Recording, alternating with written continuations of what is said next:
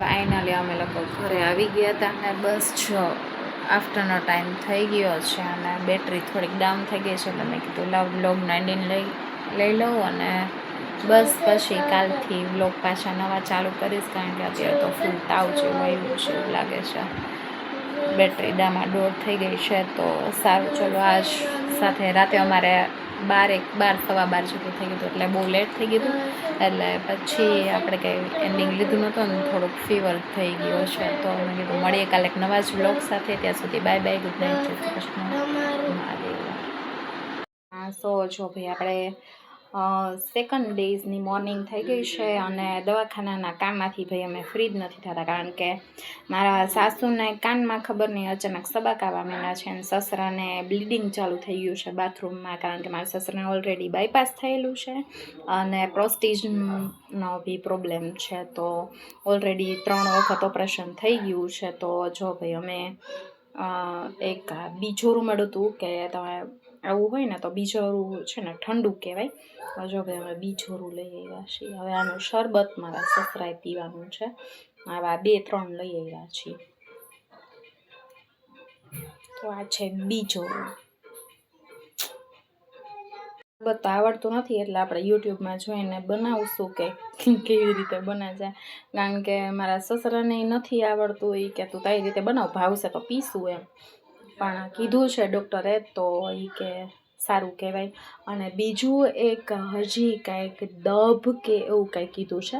દભ આપણે જે વિધિને એવું એક્સપાયર થઈ ગયું ત્યારે આઈ થિંક તમને બધાને ખબર હશે, દભનું શરબત હવે બને છે. પહેલાં તો નહોતું બનતું પણ હવે બધે બનાવે છે, કારણ કે એ ઠંડો દર્ભ છે ને એ ઠંડો, તો એનું શરબત અત્યારે બધે બનાવે છે. બરોડા અમે પીધું હતું પણ અમને લોકો નહોતું ભાવ્યું હતું, પણ મારા સસરાને ભાવ્યું હતું એટલે 2 ગ્લાસ એને પીધા હતા. અમને લોકોને નહોતું ભાવ્યું, એક જ ગ્લાસમાંથી બધાય ઘૂંટ મારી હતી. પણ બધાય સાથે હોય એટલે વ્લોગ લેવો થોડોક અઘરો પડી જાય, કારણ કે મારા નણંદને એને ગમે નહીં ને મારા સસરાને ન ગમે, પણ તોય આપણે ઉતાર લઈ થોડીક વારે, કારણ કે પછી દિવસ સાથે હોય ને એટલે પછી કંઈ વાંધો ન આવે. બસ તો જો ભાઈ બિચારાને આપણે આ એક બિચારાનો અત્યારે કહું બીજું એમને રાખી દીધું છે. હવે કેવી રીતે ખાવું નહીં એને આમાં કહે છે કે આ છે ને લીંબુ જેવું જોઈ, તમે જોઈએ હવે. તો ચાલો બનાવી લઈએ બીજોરાનું શરબત. તો જો આપણે બીજોરું મેં તમને કીધું ને મેં લઈ લીધું છે ને સુધારો છું. લિટરલી છે ને આપણે લીંબુની સુગંધ આવે છે અને મેં ચાખ્યું આ છે ને આ ભાગ એ થોડો ખાટો છે લીંબુ જેવો, એટલે હવે જોઈએ લીંબુનો શરબત જેવું મને લાગે છે થશે. જો આવી રીતની છાલ પડે છે, લેવાય ને તો આવી રીતનું થોડુંક છે ને યલોઇઝ ઉપર લેવાય એટલે થોડુંક પાકેલું હોય, બાકી સેમ ટુ સેમ આવું ગ્રીન કલરનું લ્યો ને એ થોડુંક કાચું હોય અને કાઠું હોય. જો ઘડીકમાં છાલ ના ઉતરે એની, આવી રીતની આવો અવાજ આવે છે, કડક કડક કડક.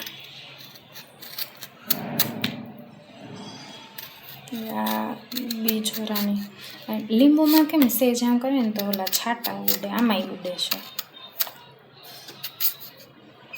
સેમ લીંબુનો ભાઈ લાગે, આમાં સુધારીને એટલે ખબર પડી જશે. જો ભાઈ આટલું સુધારી લીધું છે.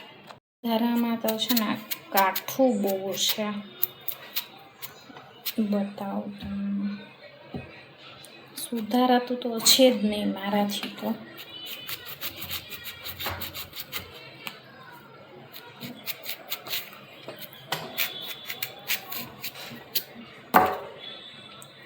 જો નથી આવ્યું છે, દેખાઈશ તમને. જો આટલા બધા બિયા છે, બિયાવાળું બીજોરું.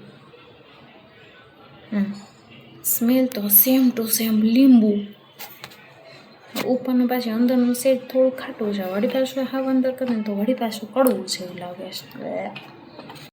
તમે જુઓ ભાઈ બી કેટલા નીકળે, આમ જો હજી આટલું જ કર્યું છે, હજી અડધું તો બાકી જ છે.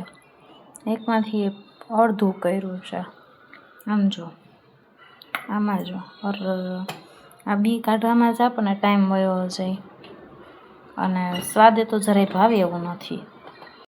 થઈ ગઈ છે ને કિચનમાં, અને આપણે જો ભાઈ લઈ લીધા છે કેશવ, કારણ કે અને છે પનીર, અને હજી બીજું પનીર આવે છે. તો હવે તમે ગેસ કરો શેની સબ્જી બને છે? પનીર લબાબદાર. પનીર લબાબદાર. ચાલો ફટાફટ બનાવી લઈએ. એટલે આપણે સેન્ડવિચ જેવું તો નહીં, પણ આ મોટી મોટી સ્લાઇસ કરીને બનાવીશું, કારણ કે મારા કચ્ચા બચ્ચાને જો પનીર બહુ ભાવે છે. એટલે ચાલો ફટાફટ બનાવી લઈએ. અને અહીંયા પરોઠા માટેનો, અને નક્ષભાઈ જો પાછો પનીર લઈને બેસી ગયા છે.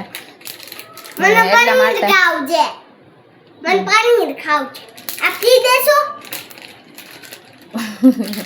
ને પાછું બીજું પનીર આવે છે, બનાવી લઈએ ને તો ત્યાં સુધીમાં તમારા પનીર થઈ જશે. જો ભાઈ જો નક્ષથી જરાય રહેવાતું નથી.